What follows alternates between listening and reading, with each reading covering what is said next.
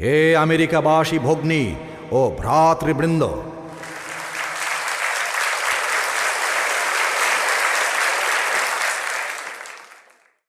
আজ আপনারা আমাদের যে আন্তরিক ও সাদর অভ্যর্থনা করেছেন তার উত্তরদানের জন্য আমি দণ্ডায়মান হয়েছি।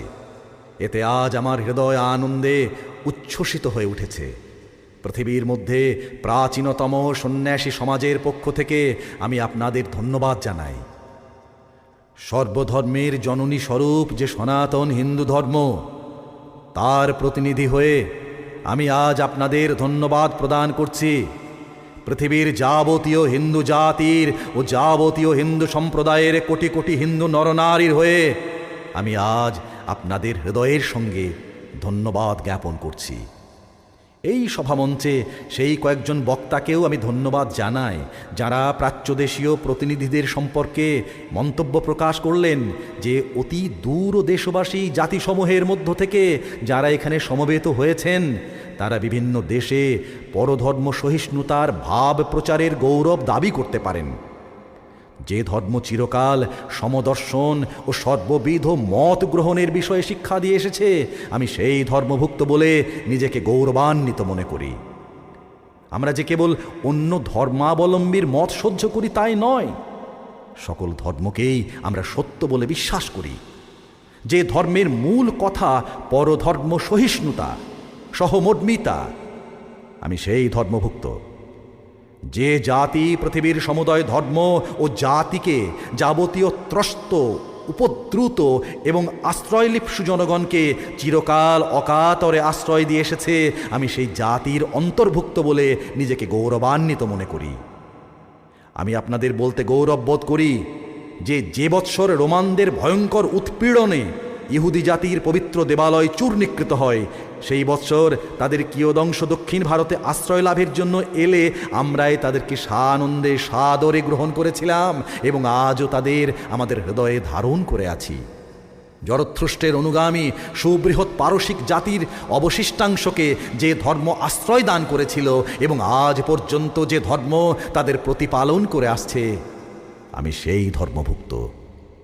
কোটি কোটি নরনারী যে স্তোত্রটি প্রতিদিন পাঠ করেন এবং অতি বাল্যকাল থেকে আমি যা আবৃত্তি করে আসছি তার কয়েকটি শ্লোকের অংশ আজ আপনাদের সামনে উদ্ধৃত করছি।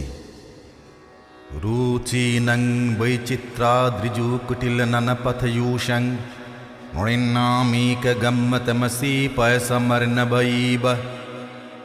অর্থাৎ, হে প্রভু, বিভিন্ন পথে গিয়েও যেরূপ সকল নদী একই সমুদ্রে পতিত হয়, ভিন্ন ভিন্ন রুচি হেতু সরল কুটিল প্রভৃতি নানা পথগামীদেরও তুমি সেইরূপ গম্যস্থান।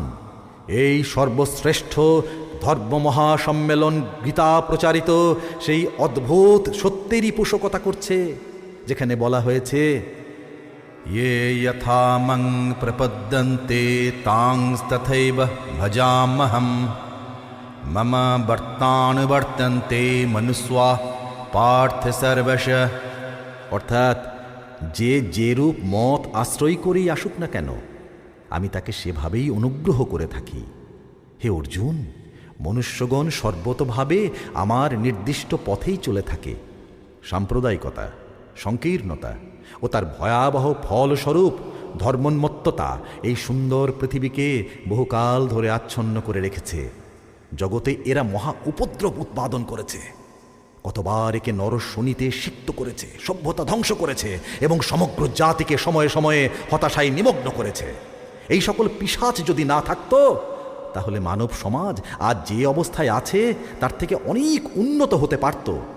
কিন্তু আজ এর মৃত্যুকাল উপস্থিত এবং আমি সর্বতভাবে এই আশা করি যে এই ধর্ম সমিতির সম্মানার্থে আজকে যে ঘণ্টাধ্বনি নিনাদিত হলো তা সর্ববিধ ধর্মোন্মত্ততা, তরবারি অথবা লেখনী মুখে অনুষ্ঠিত সর্ববিধ নির্যাতন পরম্পরার এবং একই লক্ষ্যের দিকে অগ্রসর ব্যক্তিগণের মধ্যে সর্ববিধ অসদ্ভাবের সম্পূর্ণ অবসান বার্তা ঘোষণা করবে। 15ই সেপ্টেম্বর 1893 স্বামী বিবেকানন্দ প্রদত্ত ভাষণের অনুবাদ। শীর্ষক অসম্মতির কারণ বা ভ্রাতৃত্ববোধ। আমি আপনাদের সামনে একটি ছোট্ট গল্প বলবো। এইমাত্র একজন সুবক্তা তাঁর ভাষণ শেষে বললেন, এসো আমরা পরস্পরের নিন্দাবাদ থেকে বিরত হই। আপনারা সকলেই এ কথা শুনেছেন। আমাদের ভিতর এইরূপ মতভেদ হচ্ছে দেখে বক্তা মহাশয় অত্যন্ত দুঃখিত হয়েছেন। আমি একটি গল্প বলবো এবং আমার মনে হয় এর দ্বারা এই মতভেদের কারণ কি তা স্পষ্ট বোঝা যাবে। একটি ব্যাঙ কোনো একটি কুয়োতে বাস করত। সে বহুকাল সেখানে ছিল। এই কুয়োর মধ্যেই তার জন্ম এবং সেখানেই সে বেড়ে উঠেছে। তথাপি তার আকার ছিল অত্যন্ত ক্ষুদ্র। অবশ্য সে সময় বর্তমানকালের কোনো ক্রমবিকাশবাদী ছিলেন না বলে অন্ধকারময় কূপে চিরকাল বাস করার ফলে এই ব্যাঙটি দৃষ্টিশক্তি হারিয়েছিল কি না সে কথা বলার আমাদের কোনো অবকাশ নেই। আমরা কিন্তু গল্পের সুবিধার জন্য ব্যাঙটিকে চক্ষুষ্মান বলেই ধরে নেব।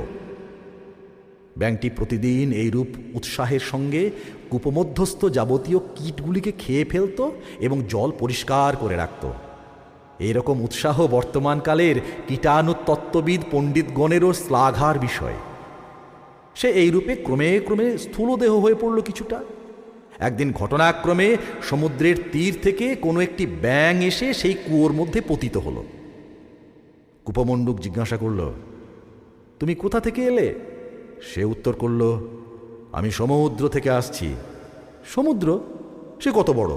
তা কি আমাদের এই কূপের মতো বড়? বলেই কূপমণ্ডুক কূপের একটা প্রান্ত থেকে আর একটা প্রান্তে লাফিয়ে পড়ল।